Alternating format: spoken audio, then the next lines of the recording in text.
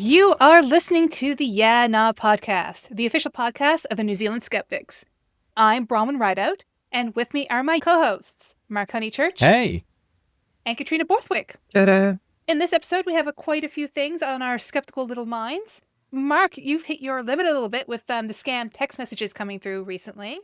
Katrina, you're going to be talking about part 2 of your Sovereign Citizen Deep Dive, this time kind of expressing your sympathies for our poor, beleaguered justices of the peace. I will. And I'm just going to share a little bit of consumer weirdness that I came across in the form of EMF rocks. Now, I don't mean EMF, that rocks, but actually there are some scammers who are selling rocks, as in like a pet rock, that will protect you from electromagnetic frequencies. Mm-hmm. And I guess if you're wondering where all of these topics come from, well, they come straight from your spam folder this week. Isn't that right, Mark? It is. It is a little bit of a problem, and I need to send out a follow-up email. But I think mainly my article this week was the issue because there were some dodgy URLs. I didn't link them. You couldn't click on them. But I still think it looks like at the very least Gmail decided that was too much. It looked too scammy. And I think for everybody on Gmail, the email ended up in their spam box, which was a little bit sad. So I'm going to fire off a follow-up email tonight and let people know that if they haven't received their newsletter, they should go and check in their spam folder, and it's probably going to be sitting there.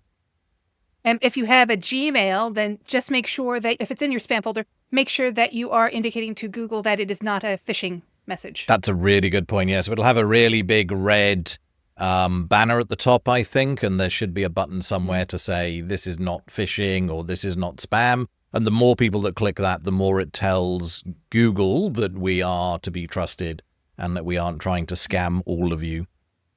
But I guess it's sort of a really great segue. What were you actually writing about that got you banned or red flagged? Yeah, so what I was writing about was just a little thing that happened to me a couple of weeks ago when I got yet another NZ Post text message. One of these that tells you something about a delivery having an issue, and because it's got an issue, they just need some clarification. And this one said, New Zealand Post / NZ Post, your package has arrived at the delivery point but cannot be delivered due to inaccurate address information. Please provide the correct address details. Then it had a URL. And then the interesting thing I thought about this one was it said, reply with Y, then exit this message. Reopen it, click the link, or copy it into your browser to proceed.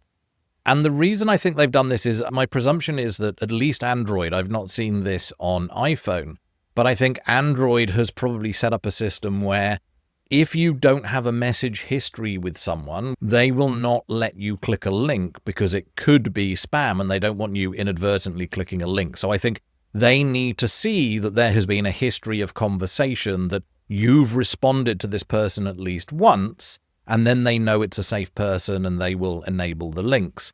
And of course, if you follow the instructions here and reply by typing Y and sending it to them, that will then signal to your Android phone that this is a trusted person and the link can now work. And so they then say, close your messages, open them again. At that point, the link should be clickable. And so it's kind of a little sneaky thing disguised as they need yes to prove that you've read it, but actually it's just to get past that little filter so that you can click the link. And of course, the link when you get to the other end is going to do something nefarious, asking you for more information than you should be giving over or attempting to install malware or something. And these links should not be trusted to the point, as you said, that they weren't trusted by Gmail and lots of people didn't get our newsletter. But yeah, this is a huge thing at the moment. And interestingly, I looked through my messages for legitimate NZ Post messages. And just a few days ago, I'd had a parcel delivered where I had 2 messages from NZ Post. And looking at them, like, it's amazing how they've not even put enough groundwork to find out what an NZ Post text message looks like. Because rather than starting with New Zealand Post / NZ Post, they all start with NZ Post here. We expect to deliver your parcel from Noel Leeming between 9 a.m. and 4 p.m. So NZ Post here is the beginning of their text messages. And all the ones that I could see that I receive from them have that. Presumably they're going to get better over time. Presumably, hopefully they're not going to read my article and learn from that how to properly craft a New Zealand Post text message. But They will learn and they will get better and it will be more subtle over time. But at least for now, if you have legitimate text messages from NZ Post, it should stand out that they're not the same. But in this case, I figured I just had enough. I've had so many of them. Let's see if we can do a little bit of something about this one. And the domain name that was in there was tracks5.icu. Now, ICU is, we had a recent explosion of TLDs, top-level domains, where hundreds of new top-level domains were registered and different companies put their hands up to run them. And so there's all sorts out there now. It's not just .com, .org, .net and the country codes. There are now hundreds and hundreds of specialist top-level domain names that are used for different industries. ICU, it looks like, is being used for personal domains. But the company that runs it is called Short. And I found this out just by searching online. I searched for ICU TLD, top-level domain, owner. And Google very quickly told me Short manages this. So I went to the Short website, and thankfully at the footer of the website, they actually had somewhere that I could report this. So I clicked the report abuse link, and it took me to a form that I filled in, and I chose that this was the anti-abuse department and that the abuse type was phishing with a PH, put in the domain name, pasted a copy of the text message into the comment, and sent it off, thinking that nothing else would happen. I mean, how often do these things do anything? And honestly, I still don't know whether I made a difference, but what was interesting was when I came back to it a week later or a week and a half later, and I tried to go to that domain name, it didn't work. So the website has now disappeared, which is really nice. There is no DNS for that website, or at least there is no DNS entry for tracks5.icu. There might be other DNS entries. It looks like the domain's still registered, but now if you try and visit it, you don't even get given an IP address to go to when you type the name in your browser. And I can't tell who owns it. Normally you can go to a service called Whois, and this is a really useful thing to know for any kind of skeptical activism where you're trying to find out the owner of a domain name, trace things backwards. You can go and look up a Whois service, and you can type in a domain name, and it'll bring back all the registration details of who purchased the domain, when it's up for renewal, how long they've owned it for, what their contact details are for like the administrator, the technical contact. So I tried to do this, and it turns out that I think the only people that you can ask for information about these domains is the company Short. And then I tried Short.'s Whois service on their website. They have a page where you can type in a domain name and they'll tell you who owns it.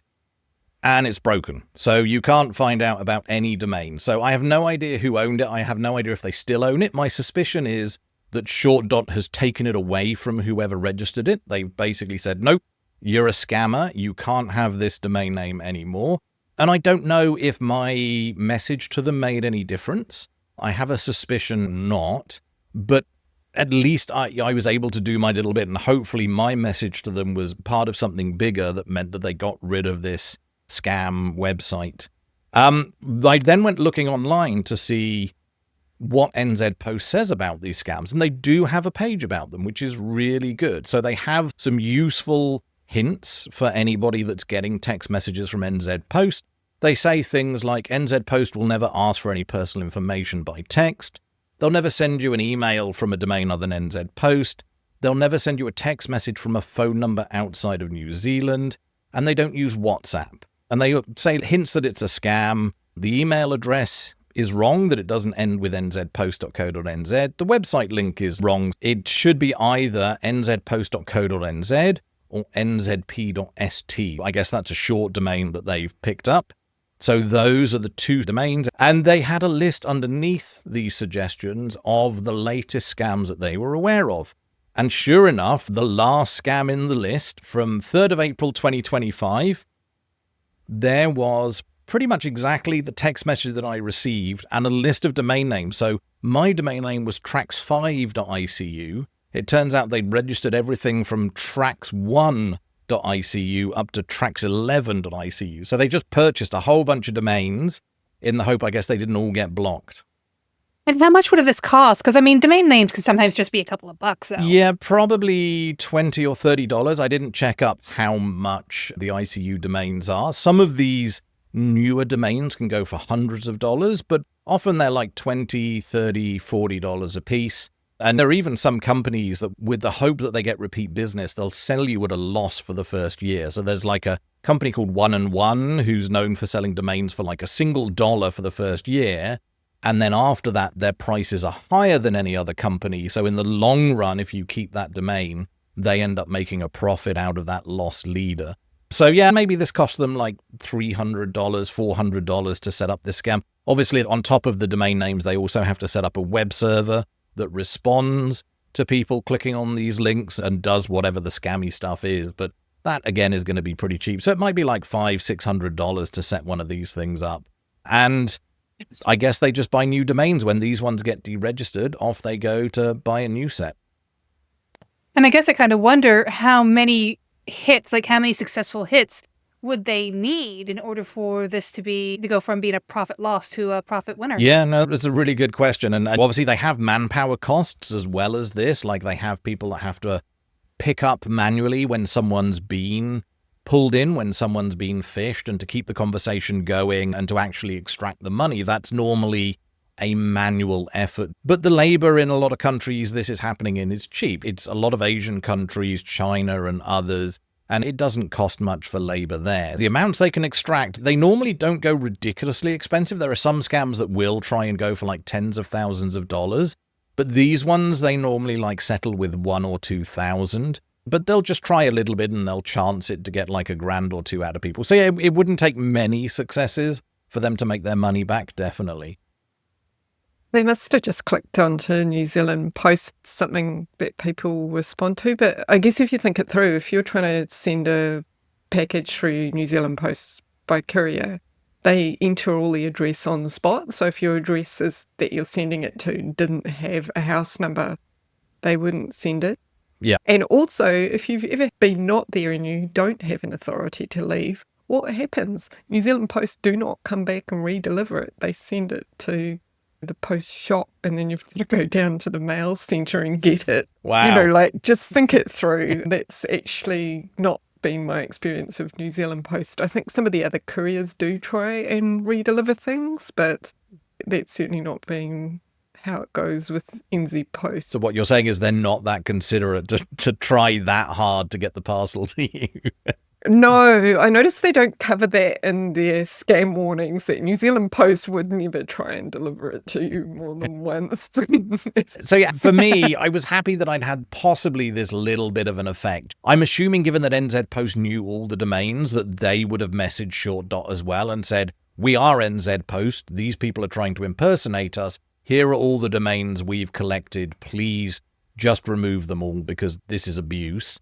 But then I noticed in my SMSs, like 2 or 3 days later, I think I got another message that looked slightly different, but it was the same kind of thing. We attempted to deliver your package, but could not complete the delivery due to incomplete address details.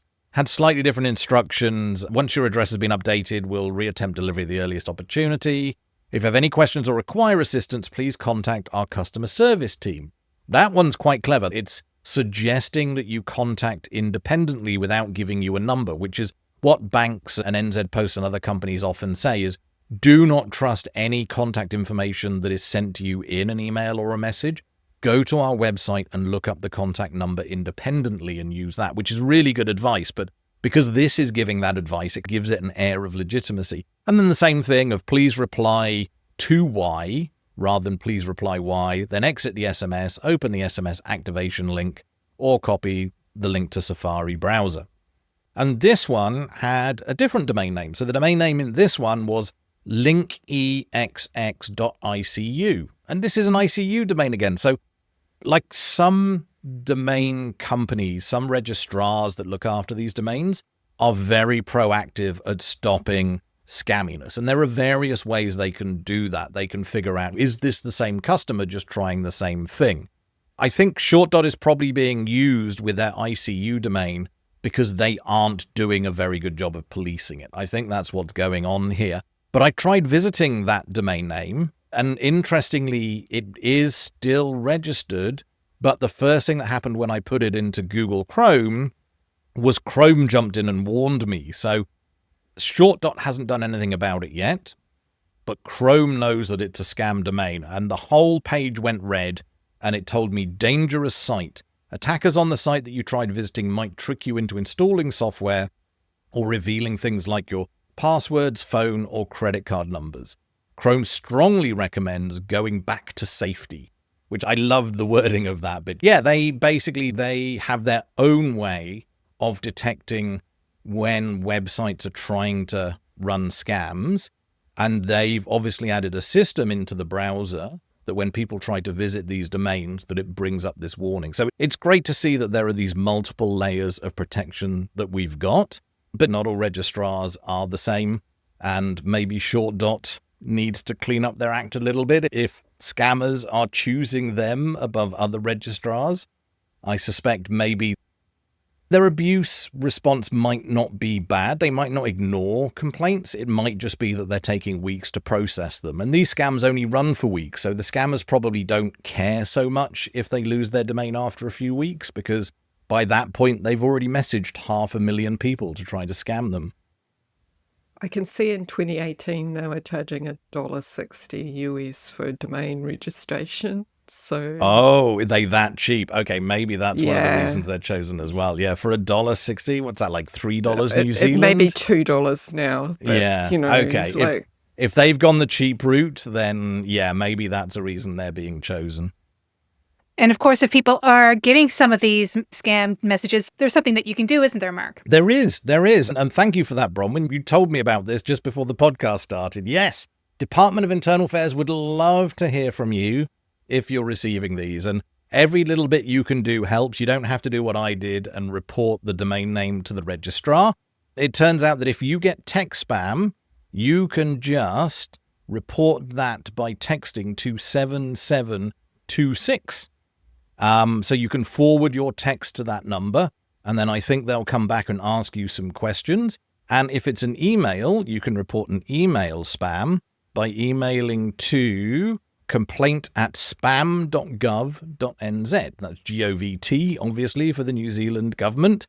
So yeah, so they've got a service there that's just dedicated to handling email spam as well. So just forward your spam or scam email to complaint@spam.gov.nz.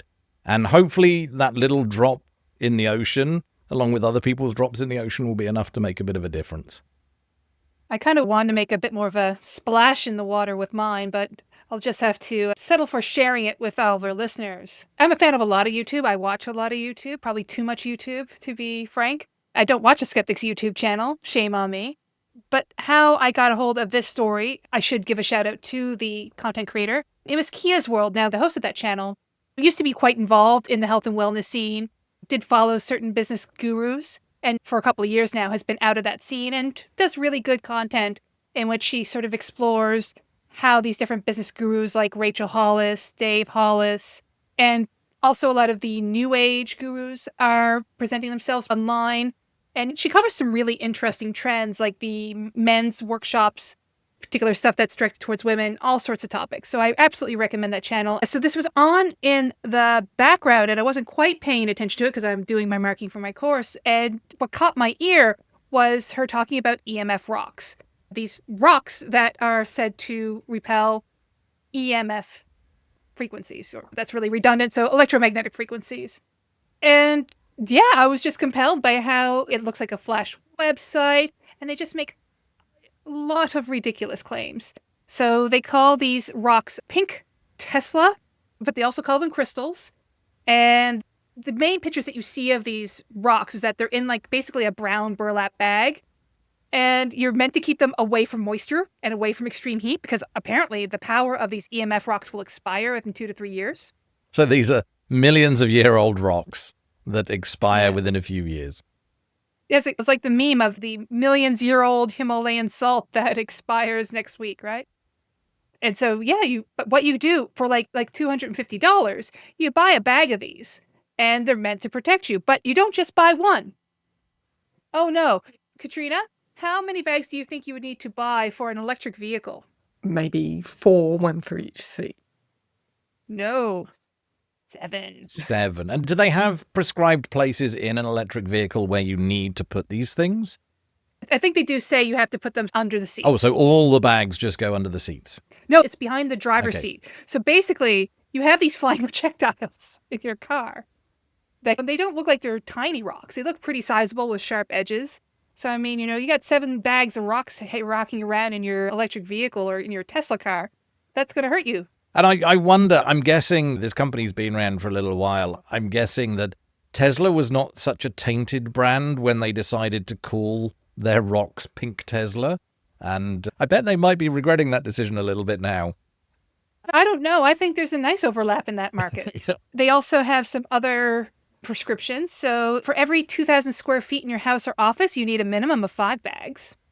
Okay. If you have solar energy in your house, then until you can get rid of that terrible, dirty solar energy, you need a minimum of 7 bags. That's about a minimum spend of $1,750 for pink rocks. And really, you're also having to buy an extra bag potentially to put under each bed in your house. But I thought EV cars and solar energy was, and so what now people are scared of environmental friendly things. So I don't know. It's all this electrosensitivity. Every time we go to the Go Green Expo, we see more of the same, don't we, Mark? What was it last year? We had the bed that they tried to tell us, it's really great. There's no Wi-Fi. Yeah, that one was a bit weird until they started getting shitty with us because you were taking pictures of their brochure and they really weren't happy with that. Yeah, but there's that one, and there's the guy that I wrote about who is always selling you devices you plug into the wall that will clean up the dirty electricity and make your house more harmonious. So yeah, that's Go Green Expo for you. It's full of nonsense. So we kind of see all this sort of stuff all the time in New Zealand.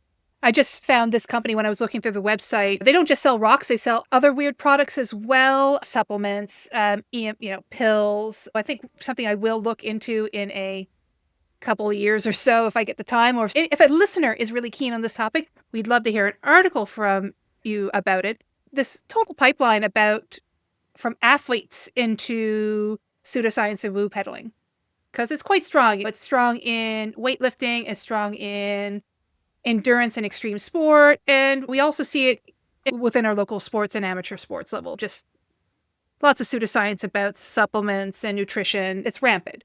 And this is no different. You see a lot of this whole pseudoscientific practice of applied kinesiology being pulled around here, particularly with these rocks. Yeah, so I'm on their website and they have 4 doctors that they mention on the website. Did you see the testimonials about how these doctors are suggesting them for their patients who are getting a deeper, uninterrupted night's sleep, etc.? I've just looked them up, and of the 4 doctors, 2 of them are doctors of chiropractic.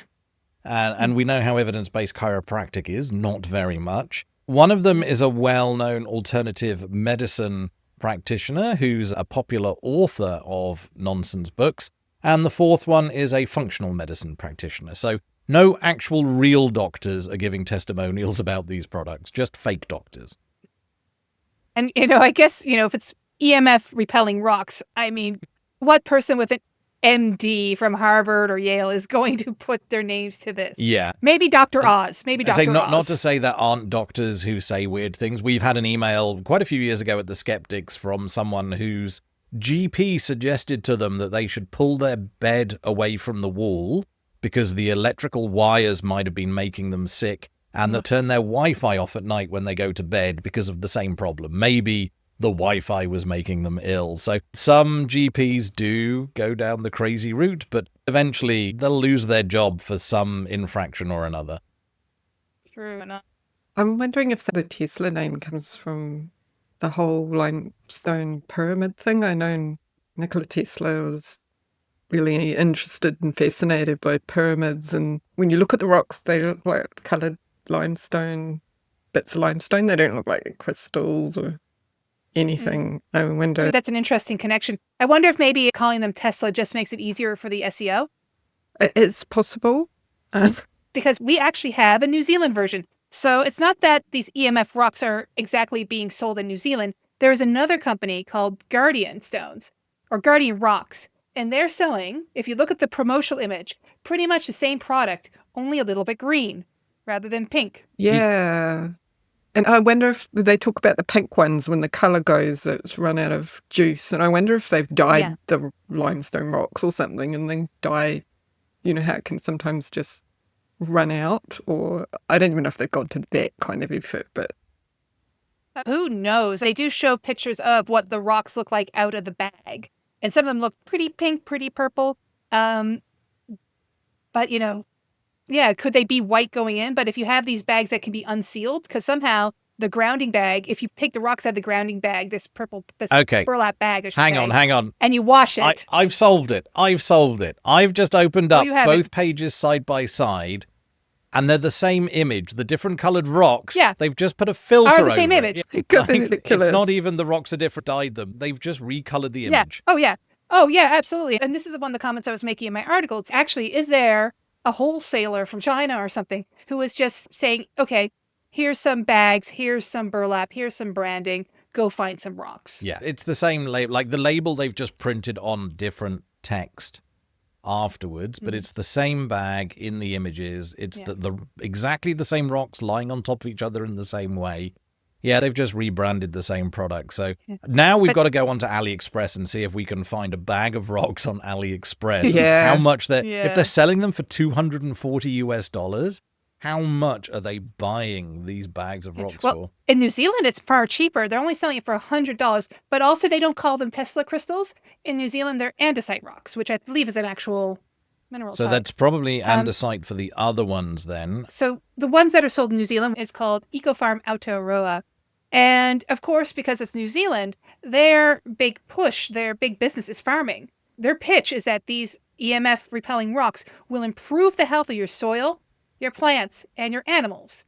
And of course, the standard size, far cheaper than the American equivalent, really just $100 in New Zealand rather than $240, $250. But let's push the business opportunity a little bit further. And they are selling farm size options. So 20 kg bags of rocks that you can put in the dairy shed. Wow. Or around your smart meter. And they also have videos that we included in the article of how you can put these boxes of rocks alongside your fence. So you're actually probably buying quite a few boxes for an entire farming property. Who is buying this? I would love to know. But at the same time, if you're a farm and you're buying big 20 kg bags of rocks, that's not an unusual purchase in a farm. Yeah. When you think about like how they do the graveling roads, so no one would blink an eye at having a bag of rocks.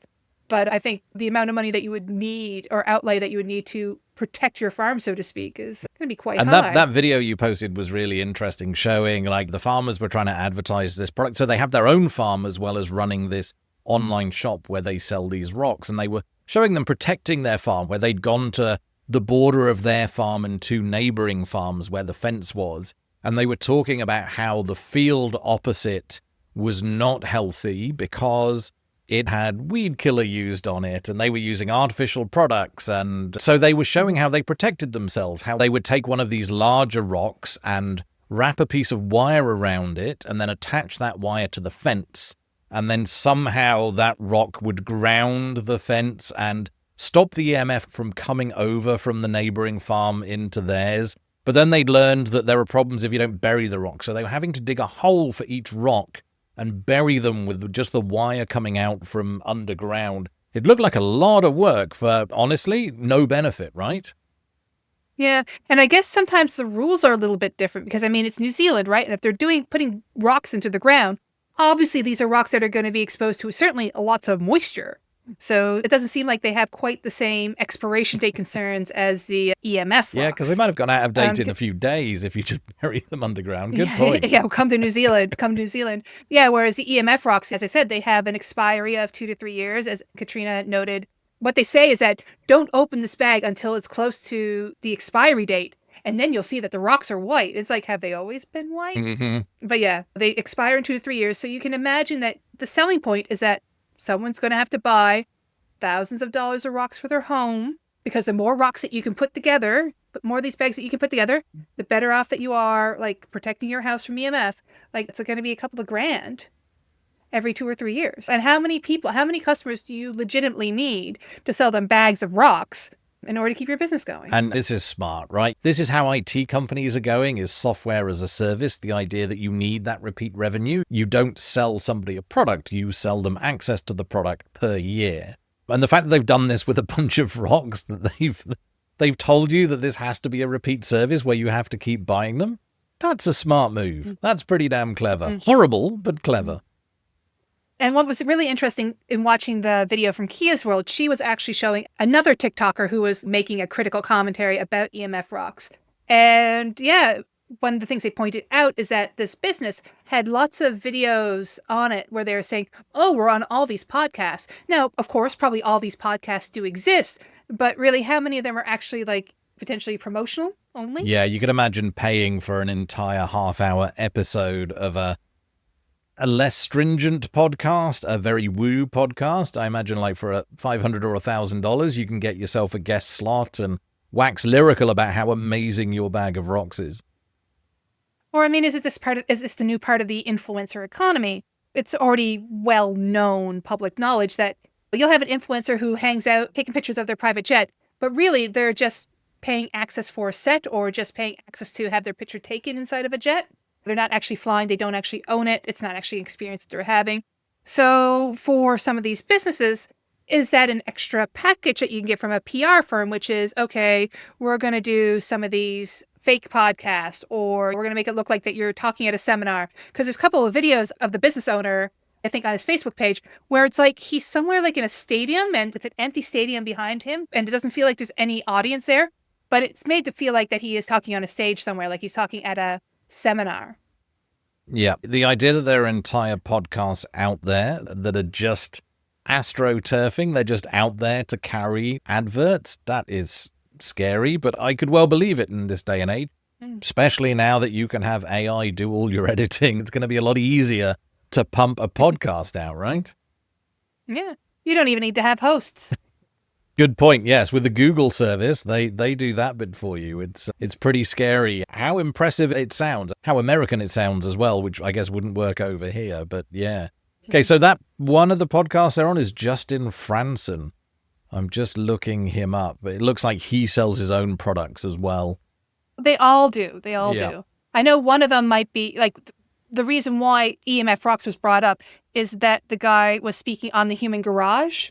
And Kia's episode is largely about this other sort of, again, this applied kinesiology scam business. Or certainly pseudoscience. Okay, the Mental Health and Wellness Show, which features Justin Franson and Dr. Tommy Mitchell. I bet every episode is going to be horrific.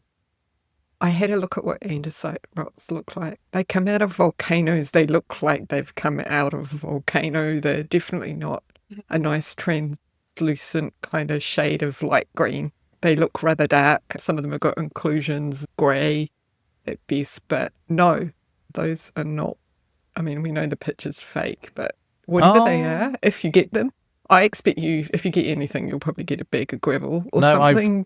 I found red andesite. I found a German website that sells red andesite, about the same rock sizes, so 45 to 56 mils, about 5 centimeters across. They look exactly like we've seen in these adverts that are $250 a bag. This website's selling for €226 and 89 cents for 250 kilos. But are they real or is that just another scam site? No, they're selling 250 kilos of the stuff for $200. So, okay. 200. So you could like a metric ton is €400. Yeah, obviously this company is just buying something like that, putting them in tiny bags where they sell you hardly any of them, and like they make their money back just with the first bag, and then every bag after that is going to be pretty much profit. Yeah, just hold on to a bunch of rocks, packaging them up every now and then. You don't need to really store the rocks properly. I guess the only real issue is the mail's going to cost a bit. Mailing rocks can't be that cheap because they're going to be heavy. Yeah. If you want free rocks, just have a few children. They seem to collect rocks and they follow you around and they do get unseats, so there's no issue there. So I guess the watch the space is watch Bronwyn eventually try to figure out who is the woo wholesaler. Yes. All right. And now for the final part of our episode, Katrina, you have a part 2 for us regarding sovereign citizens and justice of the peace. So take it away. So in my last one, I went over a bit of the why sovereign citizens. I'm not going to go over that again, but if you are sort of scratching your head and puzzling and you missed the last episode, I recommend you go and listen or read that first if you want to understand why on earth sovereign citizens are doing what they do. So in the second part, I'm having a bit of a look at justice of the peace and their interaction with sovereign citizens, which gets reasonably interesting. And then in my next episode or installment, I'll be going into how it's playing out in the courts. So justice of the peace, I think we probably all know what they are. The people that you go to when you need to sign a copy of a document. And sometimes if you need to swear an oath or an affirmation that something is true, such as a affidavit, you go along to a justice of peace. So they can do that. They can witness signatures on documents, certify copies, take declarations, those sorts of things. And there are a few JPs that have some of the powers of judges. They're called judicial JP, and they can actually impose fines, some driving penalties, they can issue arrest warrants and those sorts of things. But there's only a few of them that can do that. So I presume with those people, they're more likely to have had a history working in the legal profession? Yes, I think so. They need to have specific training. So I imagine part of that is essentially a cross-credity kind of thing. They're hearing bail applications and things, so that's pretty serious stuff compared to your usual kind of JP. Probably not going to be a lot of those in the picture, but the general JPs do have sovereigns approach them to, I guess, help them create documents. And so some of them might say they are affidavits or legal documents that say they're basically exempt from the law.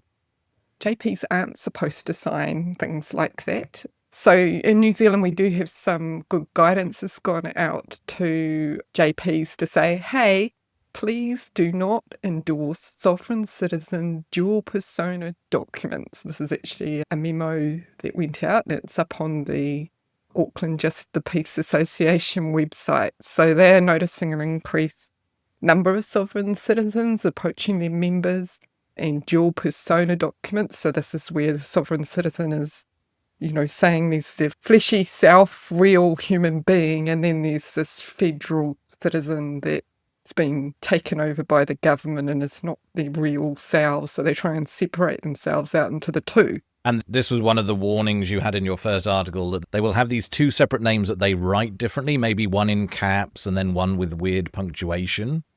Yeah. So maybe the capital letter one, Katrina Borthwick in capitals, is the fake persona created by the government.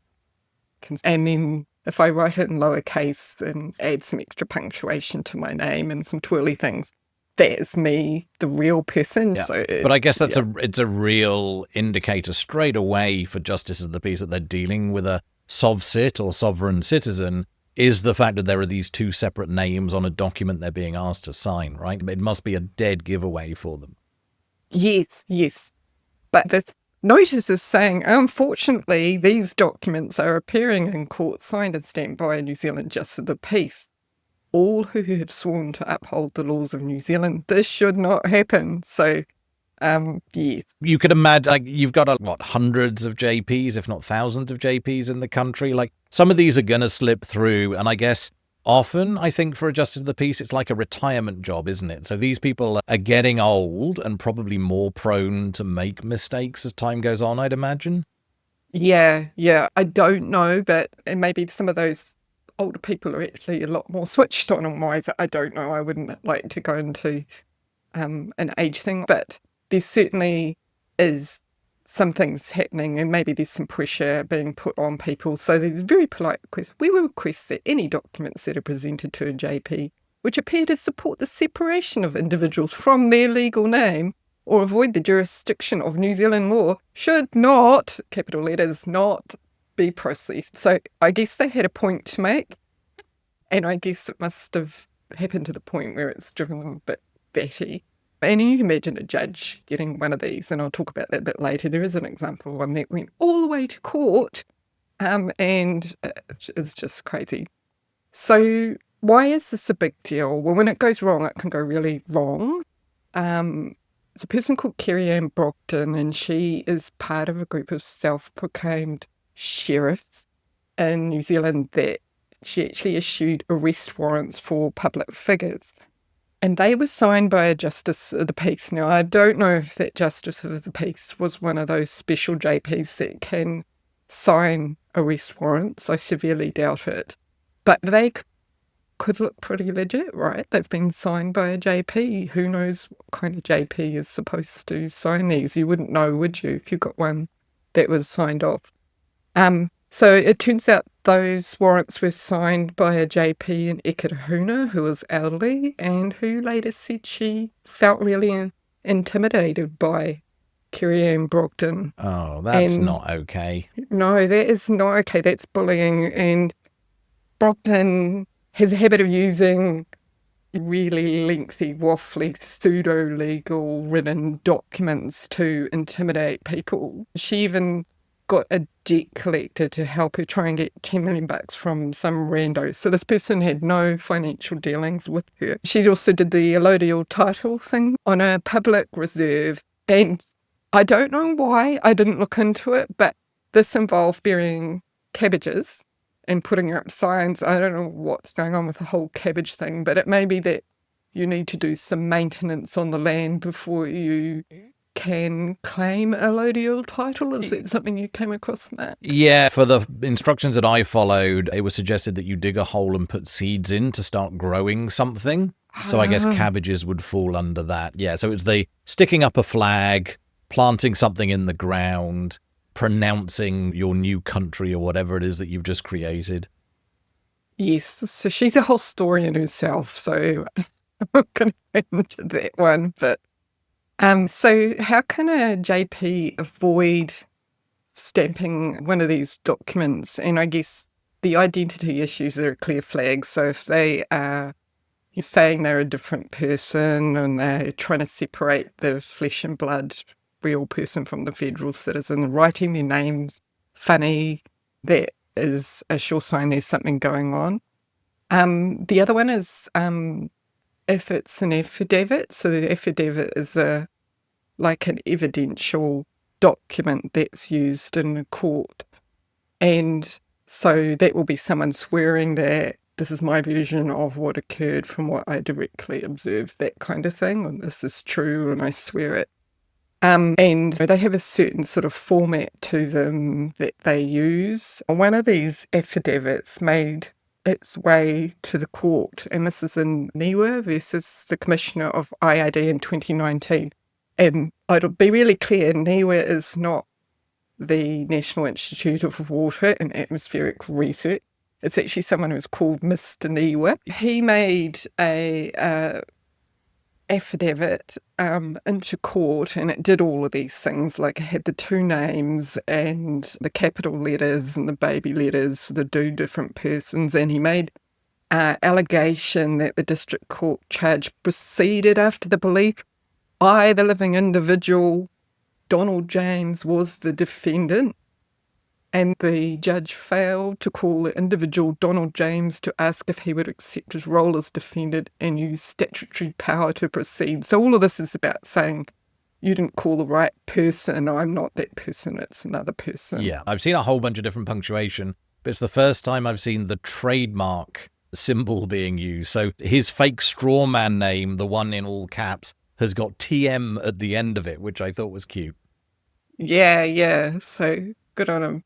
And so the judge doesn't let this ride, and there's actually there's a Canadian judgment which is quite famous, Meads versus Meads 2012, and that refers to OPCA litigants. So that stands for Organised Pseudo-Legal Commercial Argument Litigants. And so she's talking about these people that are using this kind of junk language in relation to the name issue. And there is one quote in there that's just glorious, but there is a lot of it in the IRD case, so the judge says more. You can go in and read it. It's amazing. So here we go. These claims are, of course, pseudo-legal nonsense. A judge who encounters and reviews OPCA concepts will find their errors are obvious and manifest. Once one strips away the layers of peculiar language, irrelevant references, and deciphers the often bizarre documentation which accompanies an OPCA scheme, we're reduced to their conceptual core. Most OPCA concepts are contemptibly stupid. Whoa. Mr. Meads, for example, has presented the court with documents that appear to be a contract between himself and himself. Once Mr. Meads promises to pay for any liability of the other Mr. Meads. One owns all property and the other all debts.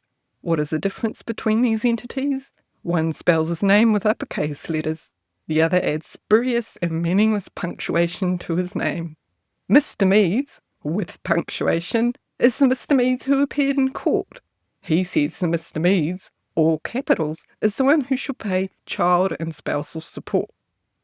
He presented a contract between himself and conveniently decided that the other one is the one who has all the debts and should pay tax and child support while he gets all the property. And yes, the judge uses the words bizarre documentation and contemptibly stupid. And I guess coming from a judge, that has some weight. So there is such a thing as contempt of court. And so when a judge says that something is contemptibly stupid, they're actually saying, this is so dumb that it actually is contempt of court. So he didn't even get to go to court. The judge basically dismissed it as abuse of process. So he didn't even get to stand up in front of the judge and say all his word salad. Basically got thrown out and he didn't get hurt. So there you have it. So I talked about the affidavit. So the affidavit, like that one, sometimes doesn't look right. But if you're not sure and you're looking at an affidavit, there is an example of it on the Law Society website. So if you just Google affidavit example Law Society or something, that will come up and you can have a look at what a real affidavit is supposed to look like. The other tell is that sometimes it might have a space in it for the JP to verify the document, and that's not quite right. So just the piece is simply witnessing you taking your affirmation that this is true. So they're observing you saying that what you've put in the document is accurate. They're not actually a party to the document, and they can't verify that what you've said is true, just that you said it was true. And there's quite a difference in those two things. And related to that, sovereign citizens might misunderstand what the JP does. The JP role is actually, they get their authority from the law and they're obliged to do their duties according to the law. And so they're not independent of the law and they can't sign off things that say the law is nullified. And so some of the documents that sovereign citizens are presenting is basically saying, the law doesn't apply to me, the law is wrong, those kind of things. They're not things that Justice of the Peace can participate in. Yeah, that's a long way from what Justice of the Peace do. And sometimes the affidavit's addressed to not a court or a tribunal, and there's actually no reason to use an affidavit for any other reason. And sometimes it's just bullying to scare someone. So you lump an affidavit document on them saying, I've got this affidavit saying this is my house, but the purpose of the affidavit is to go to court as evidence. It serves no other purpose. So if you're just throwing affidavit documents about, it doesn't make sense. And sometimes there'll be multiple copies too, so they're like basically wanting to send the affidavit to a person more than once. There's no reason to give someone the same document more than once unless you're trying to harass them. The other one is if the document's threatening the JP or anyone else, it's not a good sign. So sometimes it might be saying if you don't do this, then there's going to be dire legal consequences for you as a JP, or if you fail to respond by a certain deadline, then something awful's going to happen to you, or the JP could be liable should they refuse to complete the document in the way that they ask, that kind of stuff. And none of that's true. And then in the document, if it's referring to some of this outdated or overseas law, like the Magna Carta, which is a historic document that doesn't have any basis in, New Zealand law currently, Roman civil codes, allodial title. Perhaps trying to use things like the wrong kind of law, like commercial law, when it's a criminal charge or vice versa, that kind of stuff is a good sign that might be a little bit wrong with the document. So that the red flags. And I guess the question is, what do you do if you get one of these documents? So you've got someone in your office, or perhaps even your home, if you're a JP working from home, they've come in to get this document signed, and you realise that they are a sovereign citizen and wanting you to do something you can't do. And so there's some good advice in the JP Quarterly about this. There's some really good articles around sovereign citizens. And one of the first points, and this is not how they put it, but this is the way I translate it, is don't try and understand it. And for goodness sake, don't try to debate or sort it out for them so it's more coherent. So it's not a JP's job to figure out what on earth they're on about. And you shouldn't really get in an argument with them. You're not going to go anywhere with that. And if you try and sort it out with them, you could get in big trouble, and you might actually be helping them make something that's more like a legal document when it Yeah, that's an interesting one. If you take somebody in good faith who is a sovereign citizen trying to get you to help them with a pseudo-legal document, I can imagine there would be a temptation there to say, oh, no, you've got this wrong. You should word it this way. Whereas, as you say, you don't even do anything, right? You just step away and nope, I am not having anything to do with this. Yeah, and you can, offer alternative avenues for insistence, like community law, but I guess if your friend works for community law, you might not want to do that, but they could get legal advice from a lawyer. It's not the JP's job to give them legal advice anyway, under any circumstances, even with it as a straightforward affidavit. But I wouldn't even be giving them advice on the formatting or anything like that. The other interesting one is assume you're being recorded and that this will be posted up online. And I never even thought of that. And so I guess, yep, you could be partway into a conversation with someone, realise they're a sovereign citizen. At that point, it's probably useful to think, okay, maybe I'm being recorded. Therefore, less is more in terms of the interaction with this person. Keep it short and simple. Stick to your guns. So my suggestion would be no, I will not sign that. Yeah. I cannot sign that. Something like that, but not, I am prevented from signing that. It's something really basic, but not getting into any kind of long sentences or anything that could be regarded as ambiguous, that if they did this, then that would satisfy the thing, so therefore you could go and sign it. Basically, there are no circumstances under which you are signing this document.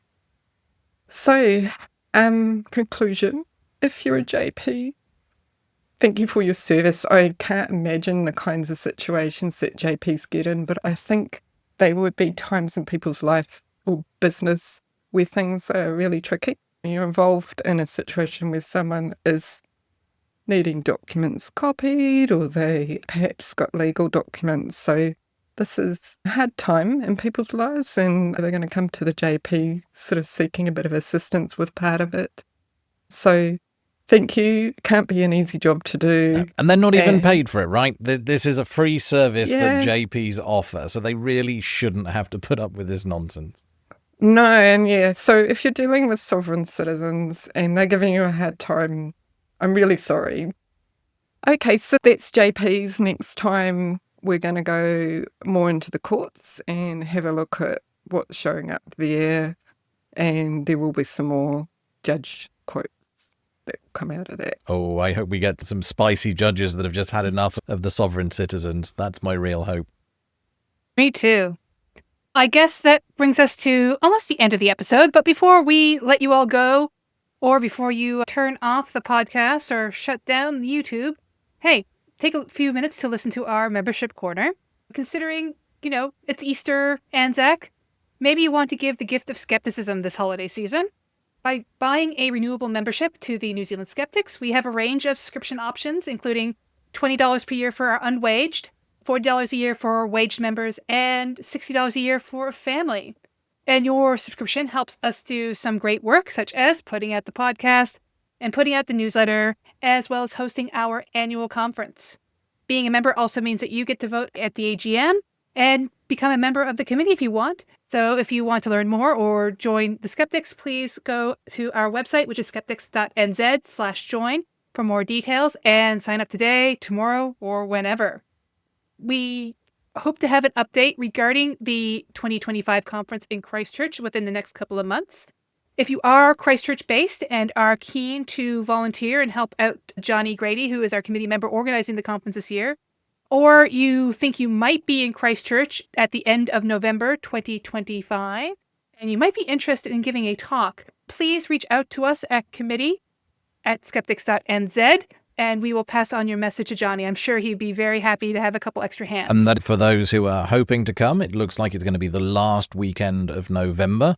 Now, as for skeptical goings-on around New Zealand, we will be canceling our Skeptics in Cyberspace for this month. Usually we'll have it on every fourth Friday, but this time that Friday lands on Anzac Day. So our usual moderators are not available, so we're just going to be taking a break, and we'll be back to our regularly scheduled National Skeptics meetup in May. Next month is May. It's going to be May.